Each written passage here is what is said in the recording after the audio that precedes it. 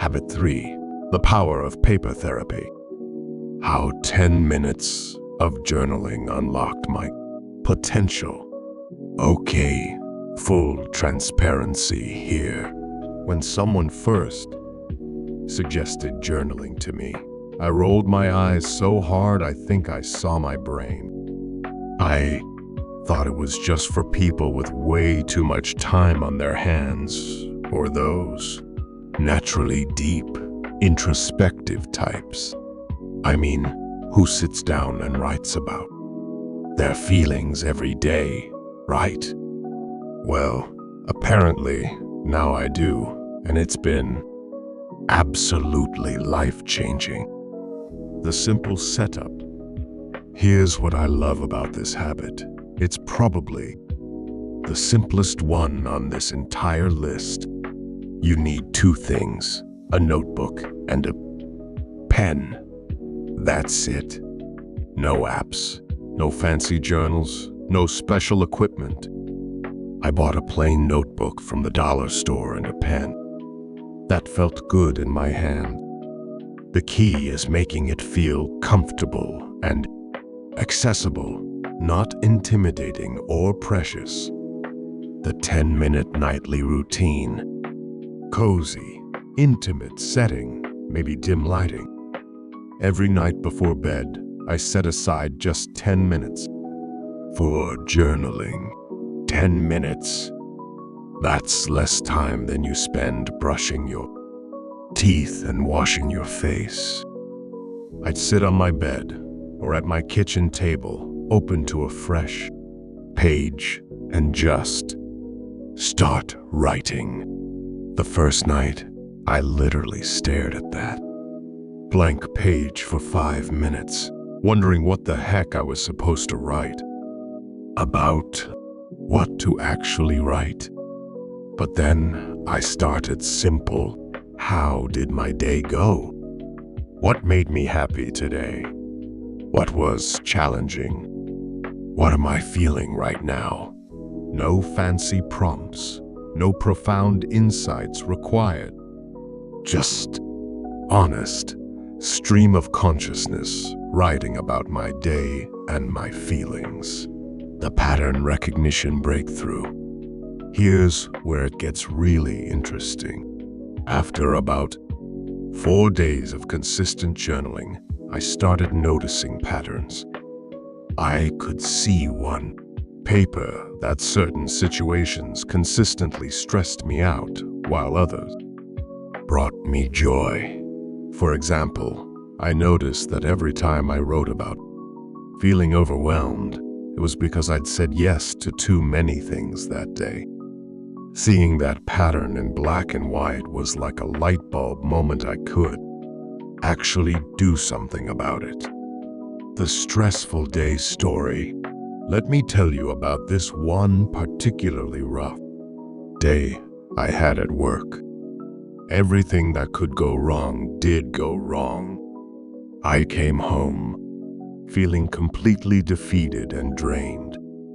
But instead of just scrolling through my phone or watching TV to distract myself, I sat down with my journal. I wrote about what specifically had stressed me out, how it made me feel, and what I could do differently next time. By the time I finished writing, I felt this incredible sense of clarity and control. It was like I'd taken all these swirling, chaotic thoughts and emotions and organized them into something manageable. That's when I realized journaling was like having a therapy session with myself. The gratitude game changer.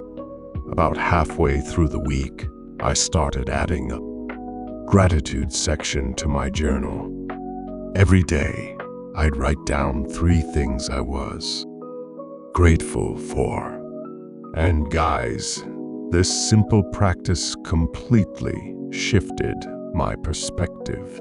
Instead of focusing on what went wrong or what I was lacking, I started noticing and appreciating the good things that were already in my life. Some days it was big things, like my health or my family. Other days it was tiny things, like the perfect cup of coffee or a text from a friend. The grocery bag kindness story. There was this one day when I was struggling to carry my grocery bags up to my apartment. My arms were full. I was juggling my keys, and I was about to drop everything when this complete stranger offered to help. It was such a small act of kindness, but when I wrote about it that night, I realized how much it had meant to me. Not only did it make me feel grateful, but it also inspired me to look for ways to help others. In small ways, too. That journal entry led to me becoming more aware of opportunities to be kind to strangers. The self-discovery element. Through journaling, I discovered things about myself that I'd never really acknowledged before. I learned what my true values were, what my fears were, what I really wanted out of life. I wrote about dreams I'd forgotten I had, insecurities I'd been carrying around, strengths I didn't know I possessed. It was like getting to know myself all over again, but as an adult with more wisdom and self-compassion. The progress tracking magic. One of the most motivating aspects was being able to track my progress. I'd write about challenges I was facing, goals I was working toward, small victories along the way. Looking back at entries from earlier in the week and seeing how I'd grown or how situations had improved filled me with this incredible sense of accomplishment and hope, making it work for you. Now, if you're thinking about trying journaling, here's my advice. Don't overthink it. You don't need to write beautifully or have profound thoughts. You don't need to write for hours or fill up pages. Just write whatever comes to mind. It could be a stream of consciousness, a recap of your day, your hopes for tomorrow, thoughts, anything. The magic isn't in what you write, it's in the process of writing itself. I know some of you might be worried about privacy or what happens if someone reads your journal. Keep it somewhere private, or if you're really concerned, you could even try voice memos to yourself instead. Others might think they don't have anything interesting to write about. Trust me, your thoughts and experiences are more valuable than you think. You don't need to live an extraordinary life to have worthwhile things to journal about. I'm really curious, have any of you tried journaling before? What was your experience like? And if you haven't, what's holding you back?